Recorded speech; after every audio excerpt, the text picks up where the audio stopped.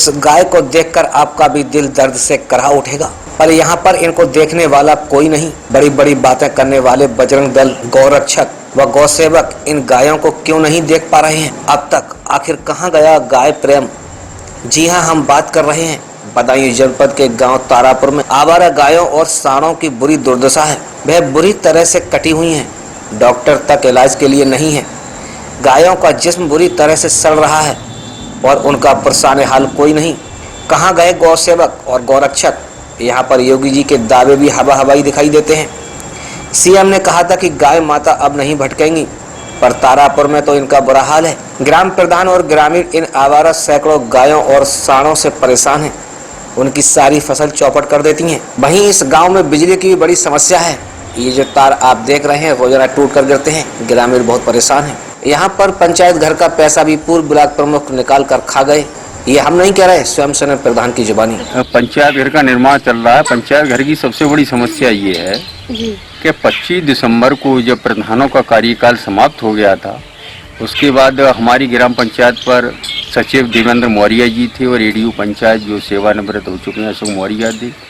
उनके कार्यकाल में लगभग 6.5 लाख रुपए निकाल लिया गया। वो आहरण तो पैसे का उन्हीं के द्वारा किया गया, पर वो पैसा हमारे पूर्व ब्लॉक प्रमुख अमित पाठक जिन्हें बंटी कहते हैं, वो उनकी जेब में चला गया।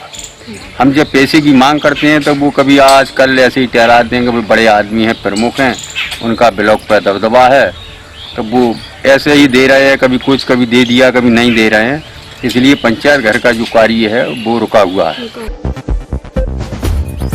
जनपद बदायूं के ब्लॉक बेसौली के ग्राम पंचायत गदगांव के मजरे में रास्ते तक सही नहीं है। ग्रामीण निकलने को परेशान हैं। आजादी से अब तक इस गांव में कोई विकास नहीं हो पा रहा है। रास्ते कीचड़ से अटे पड़े हैं। ये आप नज़ारा जो देख रहे हैं ग्राम गदगांव के मजरे का है। इसमें ग्रामीण रास्ते से निकलने को तरस रहे हैं। वह निकलते भी हैं तो कीचड़ में सन कर निकलते हैं। यहाँ के ग्राम प्रधान ने सरकार के सभी जनप्रतिनिधियों से मांग की है कि वे इस गांव के लिए भरपूर विकास दें और गांव के रास्ते सही करा दें। प्रधान ने जब हमसे ये शिकायत की तो हमने गांव को जाकर देखा। गांव में बहुत ही गंदगी है और प्रधान ने जो गलियां खराब हैं उनको लिए दिखाया और सरकार से मांग की कि वह बहुत ही जल्द शीघ्र ही इन रास्तों को सही कराएं।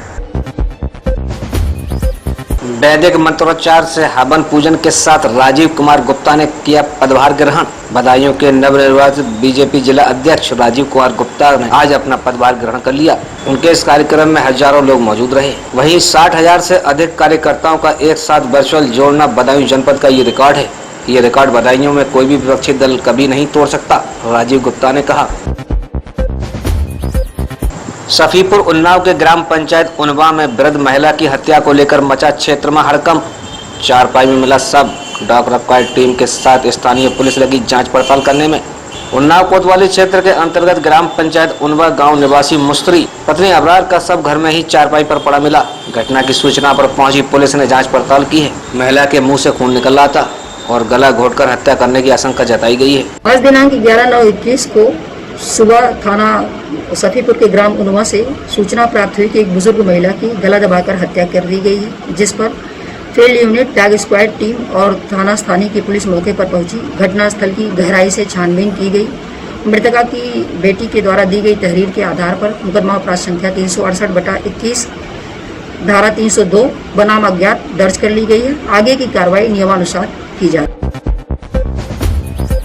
रसौली के नगू पट्टी में हिंदू मुस्लिम दोनों समुदाय के लोग रहते हैं और यहाँ बिजली की सप्लाई बिल्कुल नहीं मिल पाती, क्योंकि कारण है यहाँ जर्जर ट्रांसफार्मर लगे हैं। ओवरलोड होने के कारण ट्रांसफार्मर शीघ्र ही जल जाते हैं, जिससे कई घर आग की चपेट में भी आ चुके हैं, लेकिन बिजली विभाग अपनी आंखें बंद किए हुए है।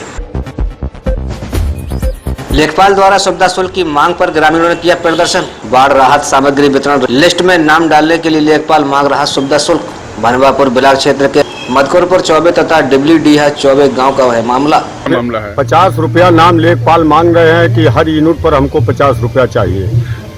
गांव मैरुंड है। गांव पूरी मैरुंड है, 100% मैरुंड है। सपाइयों ने सपा नेता का जोरदार स्वागत किया। सिद्धार्थनगर जिले में आज किसान नौजवान पटेल यात्रा के साथ समाजवादी पार्टी के प्रदेश अध्यक्ष व विधान परिषद सदस्य नरेश उत्तम पटेल पहुंचे, जहां उनका पार्टी कार्यकर्ताओं ने भव्य स्वागत किया। सब पूरे प्रदेश में किसान पटेल और नौजवान पटेल यात्रा निकाली जा रही है, इसका मकसद क्या है? इसका मकसद यह है कि सरदार वल्लभ भाई पटेल भारत के किसानों के नेता थे, आज़ादी के महानायक थे। उन्होंने किसानों को लामबंद करके अंग्रेजों को हटाया था, क्योंकि अंग्रेज हमारे टैक्स की चोरी करके अपने देश में ले जाते थे। आज भारतीय जनता पार्टी पूरी तरीके से किसानों को लूट रही है, उनकी कमाई को लूट रही है।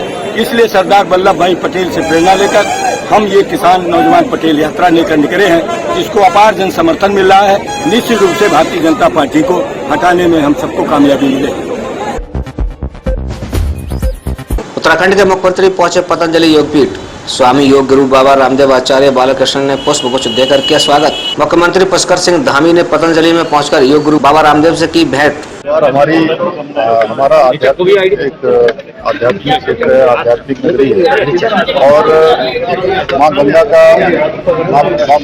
का पावन धाम है। और हम भविष्य में उत्तराखंड को आर्थिक विकास के साथ साथ सामाजिक संत समाज और सरकार के सहयोग से इसको विश्व की आर्थिक और सांस्कृतिक राजधानी के रूप में विकसित करेंगे। जल्दी इसके लिए हम सब काम शुरू करेंगे। और आज हरिद्वार में क्या क्या कार्यक्रम है, क्या क्या घोषणा करने जा रहे हैं? हरिद्वार में जनसंवाद के कार्यक्रम है और इसके अलावा रुड़की विधानसभा में कार्यक्रम है। साथ ही हमारा ESI का जो हॉस्पिटल यहाँ पर निर्माणाधीन है, उसको 300 बेड का कर रहे हैं हम लोग, उसका आज निरीक्षण का। मुख्यमंत्री जी बाबा से मुलाकात हुई, क्योंकि आने वाले 2022 में चुनाव भी है, क्या चुनाव को लेकर भी कोई चर्चा हुई है स्वामी जी से? नहीं, चुनाव को लेकर कोई चर्चा नहीं हुई है। और श्रद्धेय स्वामी जी का लगातार देखिए योग के क्षेत्र में हो, चाहे हमारी पतंजलि का इतना बड़ा जो हमारा यहाँ पर पीठ काम कर रहा है, पूरी दुनिया के लोग जो है यहाँ से हर प्रकार से अपना हर प्रकार का लाभ अर्जन करते हैं।